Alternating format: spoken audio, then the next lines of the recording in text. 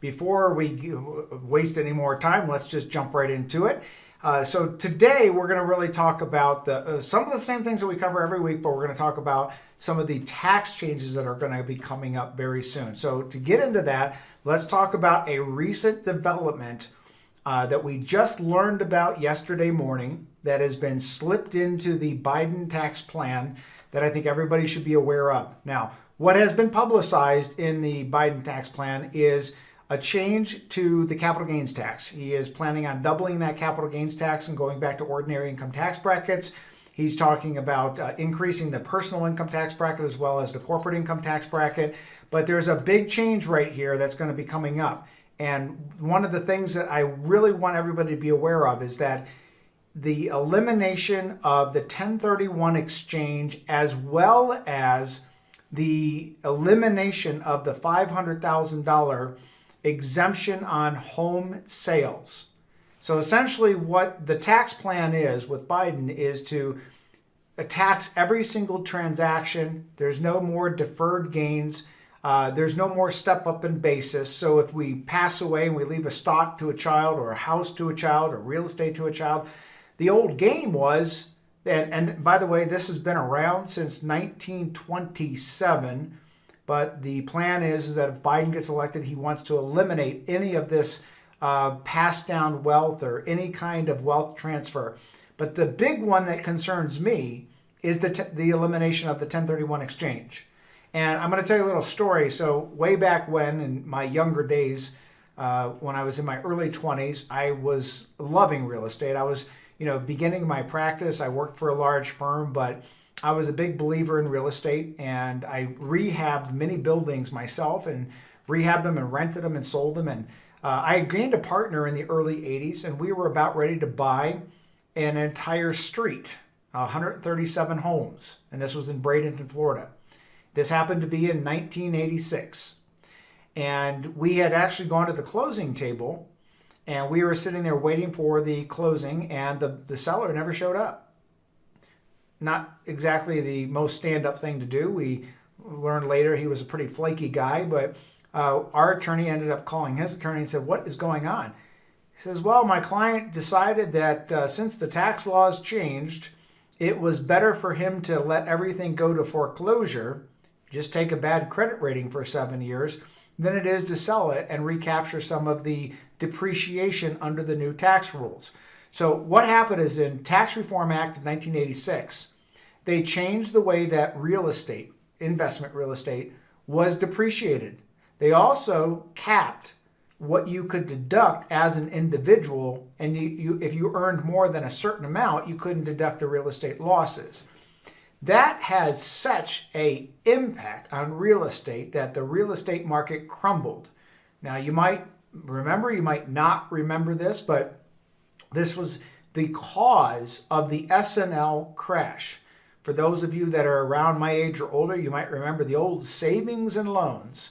And there used to be that kind of, there wasn't the banks that were all NA, they were all saving, there was a lot of savings and loans, but they all went out of business because the real estate market crumbled. And it crumbled primarily because Congress, in all their wisdom, if they have that, changed the tax laws and crumbled real estate.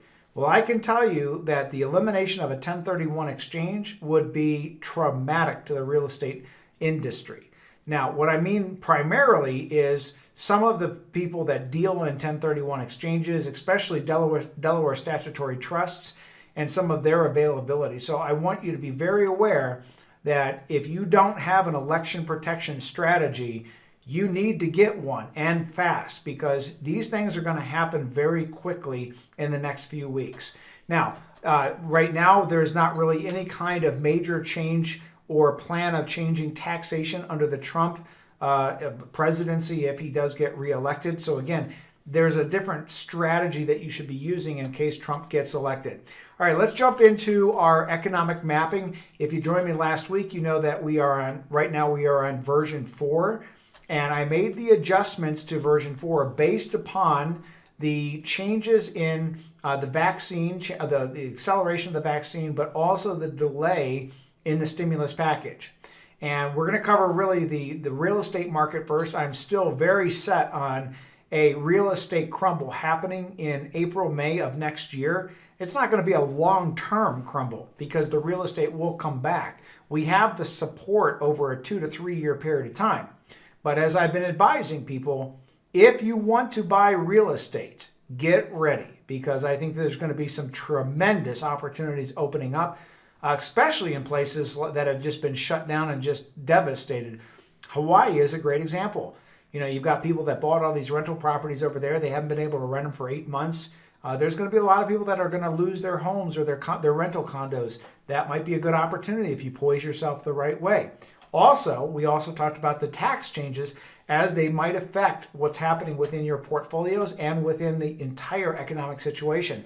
And as I stated in version 4, which was updated last week, if Biden wins, I'm anticipating a giant increase in the stock market short term, but then an eventual bigger crash because it's all based upon this stimulus that would be pumped into the stock market, which is it doesn't have a foundation. There's no valuation. It doesn't mean these companies are doing any better long term or sustainable. It just means more Americans have money in their pocket that was given to them as fake money by the government, and they're going to go spend it and pump up the stock market. However, because of the tax laws, you're going to see a lot of people liquidating if Biden gets elected, right? And then we're going to see a leveling out. A lot of people have said to me, well, what about Goldman Sachs? Their economist has predicted that, under the Biden administration, that we could actually see a real big uptick in the market. Listen, if it comes from the economist that's working for the financial institution that's hedging against you, isn't that your first indication of complete distrust? Come on, let's remember Enron and all the analysts that were taking money and said Enron was great. MCI WorldCom, I'm showing my age. I know this was 20 years ago, but look, I don't forget these things. And the analysts saying how great they were. How about AM Best and Moody's in 2006 and 2007 that rated all the mortgages as AAA because they were getting big paychecks to do it? How about all the Moody's and they were rating the insurance companies because they're getting paid by them? So when Goldman Sachs comes out and says that, I wouldn't give it a second thought because I put no credibility in the people that are hedging the market playing that game. We talked about Bill Altman that did this at the beginning of the pandemic, right? He invested $27 million and then came out and said, Chicken Little, the sky's falling in, the whole world's going to collapse. And he was shorting the market. So the market got nervous and he walked away with $3.5 or $4 billion in profitability. Come on, this is the way that these big institutions have played the game. So you got to be really careful with what is going out there. So again, I'm not going to say shame on Goldman because they play the game. If people believe it, that's their own issue. Goldman's is playing the game like all the other institutions do. So if Trump gets reelected, I truly believe that the market will go up, not nearly as much in the short term as Biden will, but it's not going to nearly crash. It's going to be much more sustainable because he's not going to destroy the corporate environment. He's not going to make us, again, the least competitive country in the world. He will keep us competitive because of the tax rates. Now, look, I'm not politically sided. I tell you right up front. People say, well, what do you want, Trump? Listen, I'm not going to talk about my political beliefs. I don't like either of them, right? I don't like either of them as people. But I have to look at what I do for people, which is study the economy, study the politics, come back and say, what do I think is the best financial decision and financial outcome, and how should you plan your future based on that? I don't think that the Trump election, if he wins it, it's going to be better for the economy. Now, some people could argue all kinds of other policies in social and civil and climate and everything else. I'm not here to do that. It's purely economic. So you want to know what party I am? I'm in the Green Party. Whatever works out best. And I've said this over and over again. I truly believe that when people have money in their pocket, they have financial security, there's less crime, there's less violence, there's less theft. That has been proven, not just in our country, that's been proven for thousands of years. So if you build the economy, you build financial security, you build shelter and food and housing and healthcare and all those things, and people have security, they are much less likely to commit those things that we don't like in our society. So moving on to those kinds of things in our society, I could be disappointed in both sides of the aisle, right? At this point in this week, I'll tell you my biggest disappointment is Pelosi, who has been now pressured by 61% of the Democrats to pass a partial stimulus package, and she has just dug her heels in the sand and refuses to do anything for the American public. She is so set, absolutely set, on getting that extra $600 billion to bail out California, to bail out Illinois, to bail out New York. And I am sorry, when you and I are the people that are stewards of our money, we do good things with our money and we watch our money, we try to protect our money. Why should we bail out those states that fail? Because they want to pay somebody $500,000 a year as a pension plan because anyway. So again, at this point, the ball is in Pelosi's court. We'll see what happens. But I can tell you that there will be a stimulus package. We just don't know what it is. It's really going to be based upon the election and who controls both sides of the aisle. Again, it's really right now the holdup is where does that extra money go to?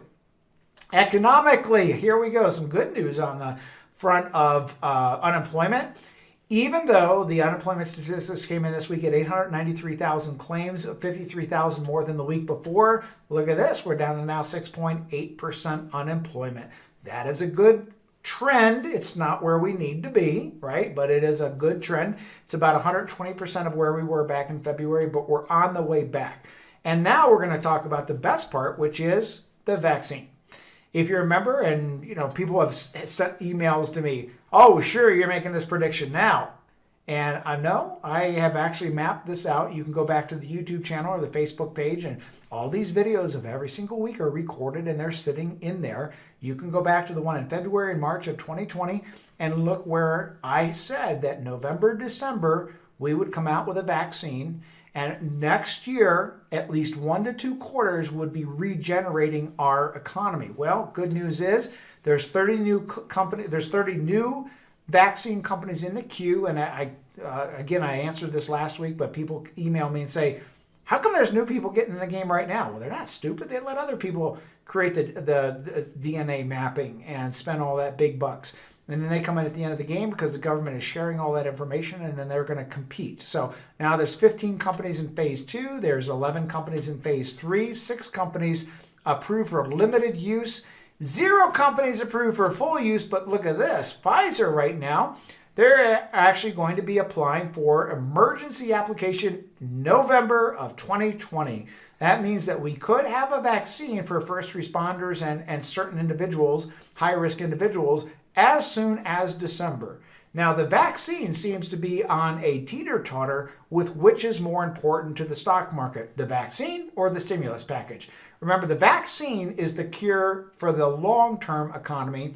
The stimulus is a short-term pump-up of the economy. That's the difference. So now I'm going to answer this question because I got this question by email.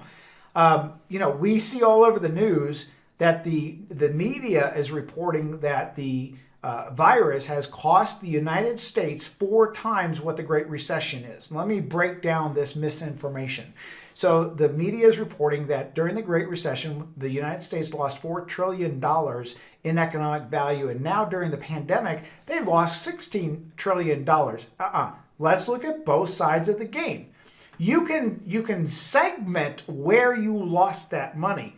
But there are segments that have actually grown to untold heights. You look at Walmart, you look at Amazon, they're hiring hundreds of thousands of people. You look at Chipotle, you look at Papa John's, 400, 500% respectively increases in sales. Why?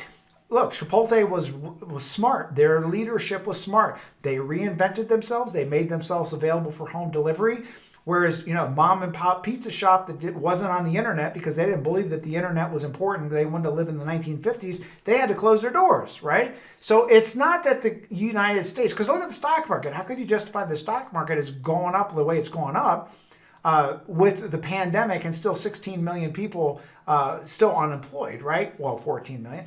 But it's because the money has shifted. So you can't fool with the numbers and say, well, in hotel, travel, hospitality, and airlines, Yeah, we lost, $16 trillion. But what about the other side of it where these companies have gained? They've said in the last 8 months, the billionaires in this country have increased their net worth anywhere between 100 to 200%. It's incredible, right? Because the money has shifted. So let's be careful about calling this pandemic an economic destruction. It is selective economic destruction, not overwhelming economic destruction. So now, not much to report on interest rates. The Fed hasn't changed their mind much, other than Powell basically getting on the news and saying, listen, we need to do something with this stimulus package. Hello, we all know that. I mean, what's going on with these? Well, we know what's going on with it. Anyway, I'm moving on now. I can get a little inflamed with that. Inflation, not much to change. We know that the Feds have gotten rid of the Phillips curve, and right now we can anticipate the next 4 years at anywhere between 5 to 6% inflation. So we've got to beat inflation. Where do we stand on the market today? Well, market is not to be determined on a week-to-week basis. But I do this page not to put you into the watch the ticker symbol, but I put you into this so that you can really recognize the stock market is a 3 to 5 year program. It's not a day-to-day, week-to-week, month-to-month, year-to-year, right? It's a 3 to 5 year program. But I want you to see this because in the top right of your screen, you'll see that in 2017, we were up 21% on the S&P 500. Yet in 18, we're down 4.38. And in 2019, we went up 31%, but towards the end of the year. It didn't look like it was going to end up good in 2019. And here we are on 10/16, and we're up 6.5%. But if you look back to the top of that screen there, you'll see that ending March 23rd, we were down 31%. And you can watch that blue line just kind of cross over your screen there. And you'll see that trend line is we're right back to pretty close to where we were, right? 6.5% is not knocking it out of the park, but it's also not losing 31%. Actions to take now, not much different. Listen, I'm going to keep harping on you. You got to change your portfolio to where the money is flowing. And the typical old style, just buy and hold, is not working right now because money is shifting. Look at selling real estate. Now is a great time if you get out before the crash happens. Consider TIPS as a major holding versus any kind of intermediate term or long-term bond. Again, I am still a fan and favorite of reverse mortgages. Full disclosure, I don't sell them. I don't make money on them. Nobody takes me out to lunch to tell you to do it, right? But they are good because if you look at the math of them, that really works out great. Be prepared to buy some real estate next year, mid-year. Also, be careful. You only got a couple weeks left, right? If you've taken out excessive RMDs and you haven't planned the right way, then you better pay those back because some people took them out under the CARES Act, but that changed. Prepare for massive volatility during the election and right afterwards, especially if Biden gets elected. We can anticipate a lot more volatility because of those tax laws. Also, make sure you're changing that family trust to accommodate for the Secure Act. We already talked about reducing the long-term bonds and the intermediate-term bonds. And selling up the basis. Again, this is really going to depend upon who gets into office, but you should have an election protection plan in place so you know how to navigate with the certain things that happen within if Biden gets elected or if Trump gets elected. You got to know what to do. Hey, lastly, before we wrap up today, please subscribe to my YouTube channel. This way, when we do these, you'll get notified, and you can also get access to all the old videos that we've been doing. This way, if you want to go back, there's a lot more contextual videos. Educational is a better word to use in the YouTube channel. And what you could do is just click on that red little button in the top right, subscribe, and you'll get notified, and you'll actually have access to all those old videos. Hey, lastly, before we wrap it up for the weekend, if you have any questions, give us a call, 844-702-1040. 844-702-1040. Ken Himmler signing off.